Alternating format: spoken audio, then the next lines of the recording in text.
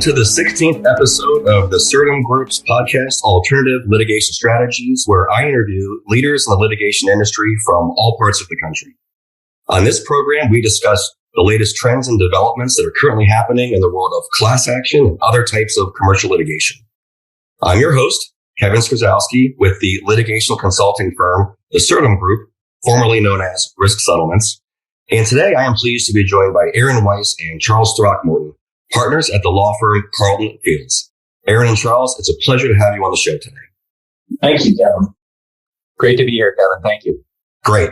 Now, today, I know we're going to take a deep dive into the status of Article 3 standing in TCPA cases in the 11th Circuit. But before we get to that, how about we start just by having you tell us a little bit about your areas of specialization at Carlton Fields? Sure, Kevin. So we lead our firm's TCPA and related consumer class action practice.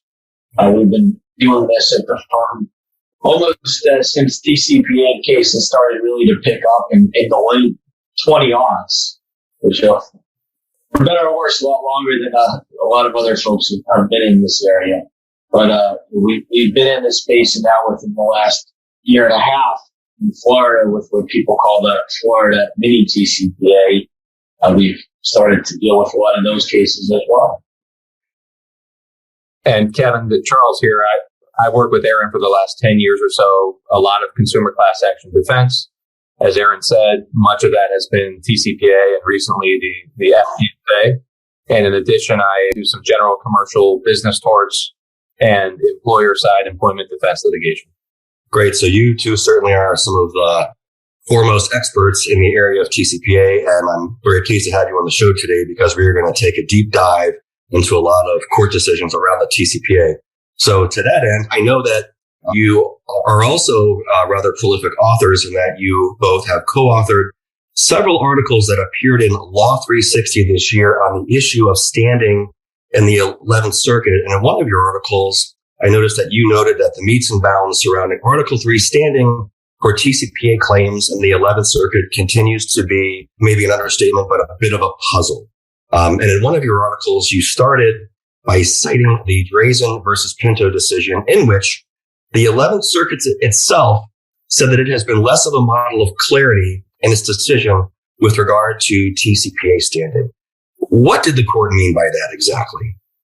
Sure. Wasn't that something where the court admits itself that it's confused everything for everybody? But basically what happened, and I guess we can level set a bit and figure out why the standing issue has become something that courts have to deal with in the 11th Circuit. Ever since the Spokio case came out in 2016, courts around the country have had to reconcile and address whether any of the different, they call them the alphabet soup, I've heard that term, of federal statutes, whether they're standing in federal court. And in the TCPA, I mean, district courts from all around the country, dozens of them, and at this point, several of the appellate circuits have addressed whether there's Article 3 standing. The plaintiff has the right to come to federal court if all they have is alleged is a fair violation of a federal statute. And in TCPA, that has been a real issue, a real question as to whether if a plaintiff receives a communication in violation of the TCPA has standing. And where things are in the 11th Circuit, and I think what prompted the court in the footnote indicate that its precedent has been less than a picture of clarity. So where we have, as we'll talk about today, where things stand now in the 11th Circuit, if you receive a fax in violation of the TCPA, you have Article 3. If you receive just one text message, you don't. If you receive more than one phone call, you probably do. And what we don't quite know is if you receive multiple text messages or you receive only one phone call. So that's sort of, if you take those 5 things and we have answers for a couple of them, we don't know the others, and it's very confusing for all of us. So it sounds like really what you're saying is that the kind of the fundamental problem here is that there's many, many different subparts to the TCPA that give rise to different distinct causes of action, which led to the various laws that you just referred to. Right. That's exactly it, Kevin. The TCPA covers faxes. Believe it or not, people still send faxes. By the way, that comes up a lot with a doctor's office because of HIPAA and other things like that. Doctor's offices still use fax. People don't realize this all the time to conduct business. But then text messages and just run-of-the-mill phone calls. We're working on a lot of settlements for medical fax cases right now, actually. So now you had referenced some decisions. You had referenced Spokio. I know in your articles you also suggested that really one should take a look at the prior published TCPA cases in the 11th Circuit since the Spokio decision in 2016 in order to understand the decisions around those subparts that you already referenced. But let's take a dive into some of these cases and look at the genesis of these holdings and really take a snapshot of exactly where we are today. Why don't we begin in 2017 with Florence Endocrine Clinic versus Areva Medical case. Now that arose under, as you mentioned, the fact subpart of the TCPA. Can you take us through what the 11th Circuit held in Florence? Sure. Florence Endocrine is sort of the easiest one because a couple of years before Spokio, in a case called Palm Beach Golf versus Saris, the 11th Circuit found that a plaintiff who receives a fax has Article 3 standing, and that's it. You don't have to do any more. Now it has to get something into the fax itself, picks up your fax line, it uses your ink and the like. But the pre-Spokio case, Palm Beach Golf versus Saris, said yes, Article 3 standing, reversed the district court decision from Judge Kathy Williams down in the Southern District of Florida, and now says there's Article 3 standing for receiving a fax. Spokio comes out in 2016. And the Spokio itself is a Rorschach test. And then we get Florence Endocrine, and the 11th Circuit reaffirms the rule that they had issued in Palm Beach Golf. It says you have standing for receiving a fax. So it was interesting, leading up to Florence Endocrine, in some different statutes, the 11th Circuit, in a case called Miclaw versus City Mortgage, that was not a TCPA case, but that was a case where the 11th Circuit was sort of its first published post-Spokio decision, took a pretty narrow view of standing. So some folks thought, well, maybe they'll recede from Palm Beach Golf, but they didn't. They reaffirmed it. Florence Endocrine, first published TCPA decision after Spokio, reaffirms that a plaintiff has Article 3 standing for receiving a fax in violation of the TCPA. Nothing more needs to be shown. So that is, in summary, a plaintiff who receives one unwanted fax?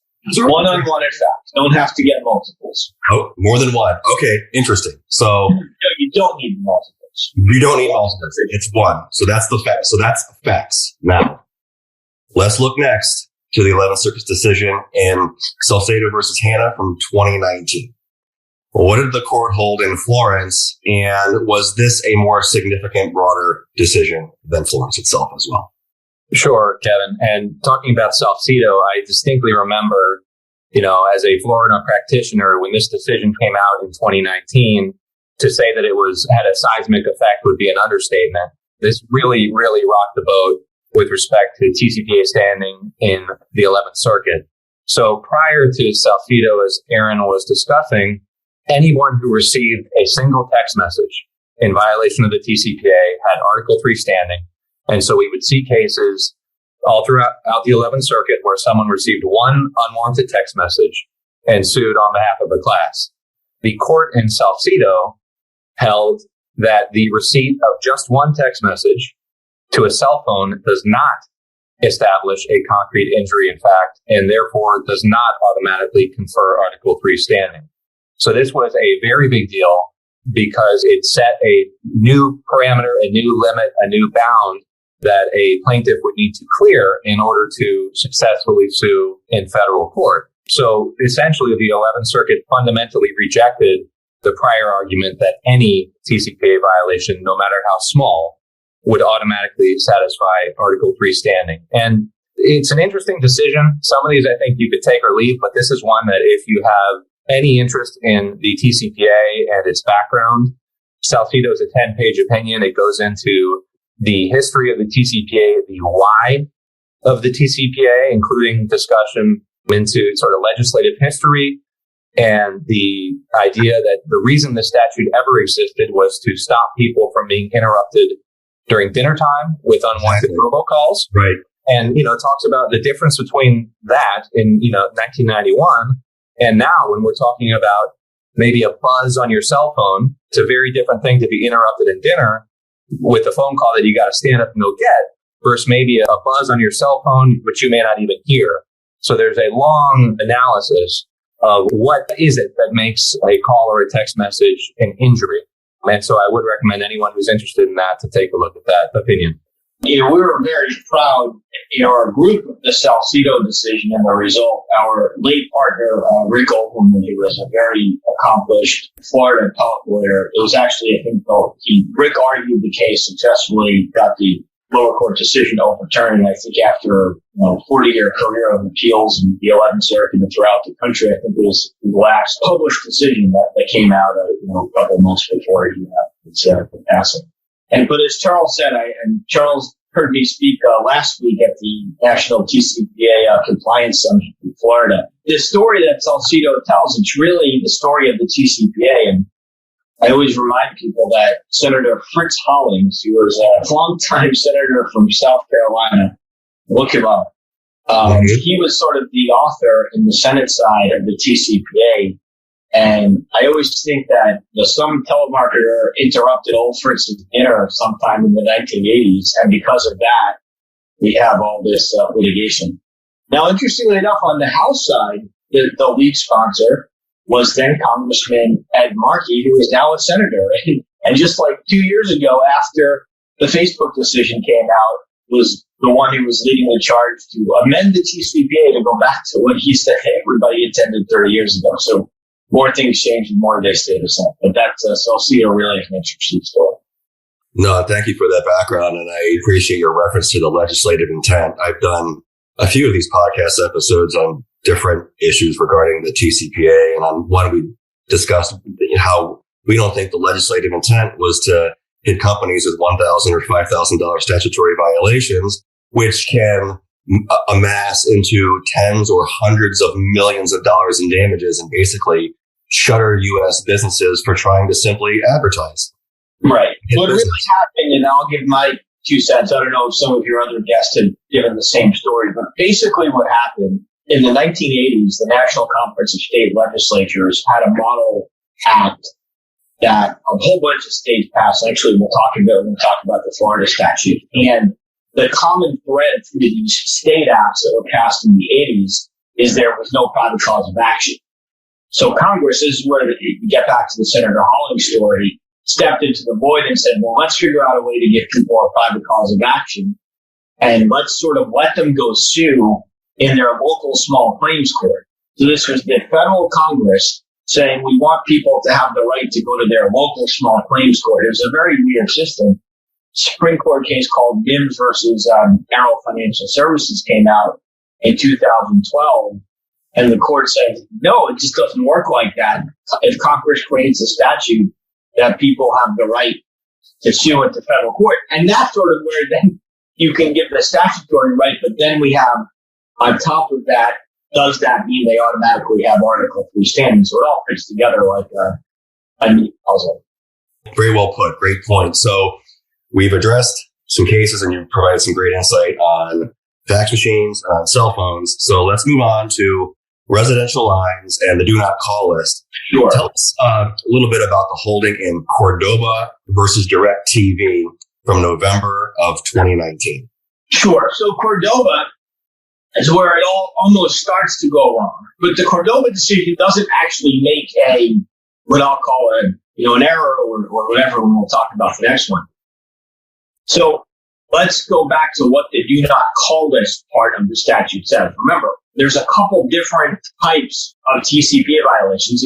Leaving aside text message, faxes, phone calls, the two main categories of, leave aside faxes now for a moment, the two main categories of violations with phone calls and text messages are calls made with an auto dialer, and that whole scheme is really taking a hit after the Facebook decision, but then calls made to people with either a pre-recorded voice or calls to people who had their number on their do not call list. Leave aside pre-recorded voice. Now we're talking about do not call list. So do not call list. This is the tricky part. What the statute says is you can come and have a claim. I won't say standing, but you have a claim if you receive more than one call in violation of the statute. In other words, your number is on the do not call list and you receive a second call. You can then come into court. You can't come into court. There has to be a statutory violation if all you have is one phone call. And the legislative history and the intent shows the point was if your number is on the do not call list, the caller essentially gets one free pass. You say, sorry, bud, I'm on the do not call list. Don't call me again. Well, the second time, now you have a claim. Maybe you can get in, some courts say, if you get that second call, you have damages for the first one. That's a different issue. What happens is in a paragraph on standing, the court says that the person has a standing if they receive more than one call in violation of the statute, if their number's on the do not call list. Well, the reason why they only get to court if they receive more than one call is because there's no statutory violation if all they received is one call. So if you went to court and you said, my number's on the do not call list and all I received is one call, you don't have to get to Article 3 standing. That person, there's no statutory violation to start with. Some people call it statutory standing. I just say it's not statutory standing. There's just actually not a violation of the statute. But in that paragraph, the court uses that in the standing, and that's, again, Cordoba on its own is right because they were just talking about whether there's a statutory violation, but did it in the paragraph about standing. But the language that they use then gets transposed into other cases that have other sections of the statute, which are a completely different area, and that's where it gets awfully confusing. Okay, so now, did the court in Cordoba answer any of the questions that were left open by the Salcedo decision? It's sort of. I mean, what I would say, Kevin, is it addressed sort of somewhat of a different set of questions. So in Cordoba, the court goes into, there's a discussion of the difference between phone calls and text messages. That's important. But the core takeaway on Cordoba with respect to at least amount of calls is Salcedo, everybody says stands for, well, if you receive only one text message, you don't have standing. And where people sort of skip over Cordoba, more than one call in violation, you have standing. So does that mean only one call? Does that mean you have standing? It's a completely different section of the statute. Salcedo had to deal with auto-dialed text messages in violation of the statute, not text messages to somebody who was on the do not call list. Very interesting that distinction between separating auto dialers versus being on the do not call list. So let's take a look at auto dialed calls then. So moving forward then, in January of 2020, the 11th Circuit issued an opinion in Glasser versus Hilton Grand Vacation, which involved auto dialed calls to a cell phone. Did the court's decision in Glasser follow Cordoba then? Right. So this is Glasser versus Hilton Grand Vacation. Right. And I think this is the case that combined with Cordoba has created the most confusion, the most uncertainty, and maybe led to that footnote that we talked about in Drazen v. Pinto, because the court's decision in Glasser did follow Cordoba, but the issue was that the claim in Glasser involved a different part of the statute. So even though, the claim was proceeding under a different subsection of the TCPA, which has different requirements, as Aaron touched on, the court followed Cordoba to hold that the receipt of more than one unwanted telemarketing call is a sufficient concrete injury to confer Article 3 standing. So similar to Cordoba, where a plaintiff has Article 3 standing if they receive more than one call to a residential line, now in Glasser, the court extended Cordoba and found that a plaintiff has Article 3 standing if they receive more than one auto-dial telemarketing call to a cell phone. More than one to a cell phone. So isn't there still a critical distinction between Glasser and Cordoba that the court has not resolved? Yeah, one of the major issues that remains outstanding is where do we stand on single versus multiple texts? And this starts back with Salcedo. And so there is this tension between Cordoba and Glasser. And we are waiting now, hoping for some clarification at some point from the 11th Circuit on the Article 3 standing issues for single versus multiple calls or texts and how that breaks down based on the different subsections of the TCPA. Right. And remember in Glasser, one of the interesting things, Glasser really didn't come to the court as an Article 3 standing case. Glasser was really dealing with, after a DC Circuit decision called ACA International vacated the FCC's role on auto dialers, then the question of auto dialers had to sort of be addressed by every circuit. That was before the Supreme Court took up Facebook. So that's what the 11th Circuit was really dealing with in Glasser, the definition of an auto dialer.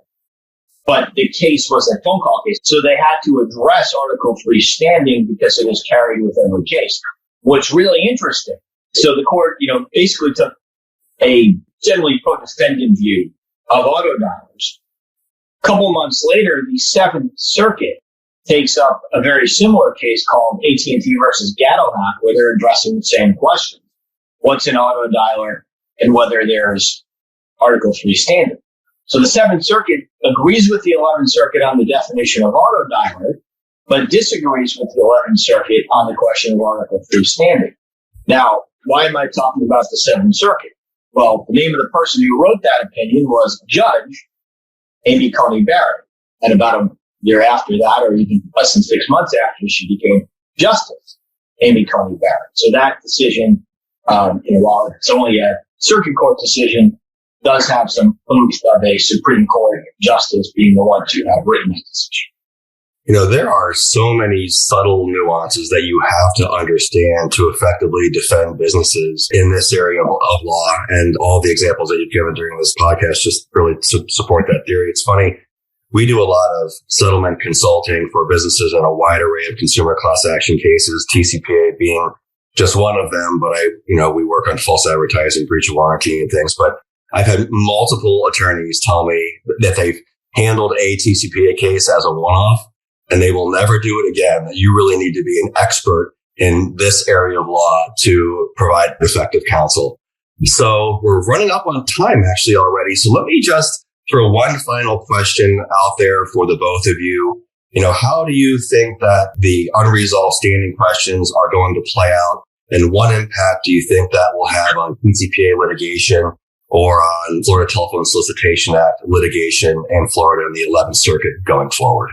Sure. I'll put a pin, Kevin, in the Florida Telephone Solicitation Act. Maybe we'll come back and talk about, we could do a deep dive into that whole act. Yeah, that's a whole other subject probably. You're right. Yeah, there's a couple of cases pending in Florida State Court, but, I could talk for hours and hours about the Florida statute. But on TCPA, what I would say is there are a couple cases that are pending and working their way through the courts. And there's one in particular having to do not with an Article 3 standing issue, but it's a sleeper issue. It has to do with incentive awards for plaintiffs in class actions, a topic, at risk settlements, I know, Kevin, you all deal with. Yep.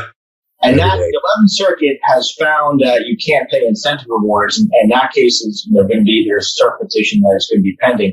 That's a TCPA case. So I would not be shocked if that case goes up to the U.S. Supreme Court if the court says something about standing while they're addressing it. So that's a bizarre prediction I haven't heard anyone else make, but that's my prediction. No, it makes sense to me.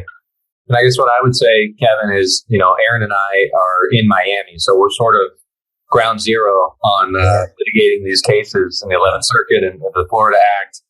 And it's a very interesting time to be working on these cases because so much is up in flux.